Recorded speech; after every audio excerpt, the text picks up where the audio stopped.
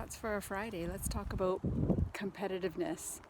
And I'm using this in terms of any personality trait. So feel free to insert your personality trait in this example. I grew up with a sort of pathological competitiveness. It was a deeply ingrained personality trait from perhaps the moment I exited the womb. I needed to be the best, needed to be first. And oftentimes when I wasn't those things, it would show up in an unhealthy way. And what do we mean by an unhealthy way? Well, sometimes I would be unkind to other individuals, or it would ruin friendships, or I would be jealous of other people's successes. And so it was an unhealthy demonstration of a personality trait. I guess I'm going to pick up poop while I'm chatting with you.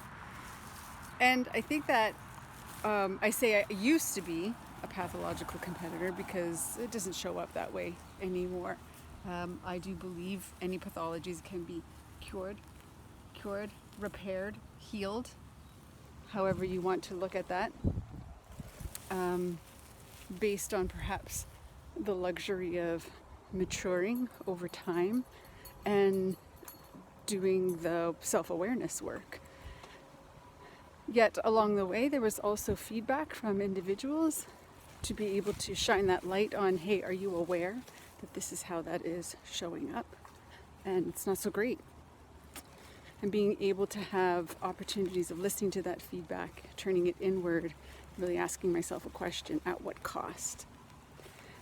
So this is our examination of any personality trait. Is if we think of them as swords with double edges, is all of our traits have the potential to show up in ways that are helpful and to show up in ways that are harmful. And this is part of our emotional self-awareness, is recognizing which side of the blade we're on. Our emotional self-awareness is our ability to notice emotions. When we're on negative edges of a blade, we're always going to feel unpleasant emotions related to that. It's the at what cost discovery. When we're on the positive side of a personality trait, positive side of the blade, we're going to be experiencing pleasant emotions, positive, pleasant emotions. And that could be our benchmark when we're considering our own evolution, when you're considering how your traits are showing up, is recognizing just that distinction between, does this feel positive in my body? Does it feel negative in my body? And how do I adjust the way I'm showing up, the way I'm using this personality trait, in order to lean on the positive side way more frequently?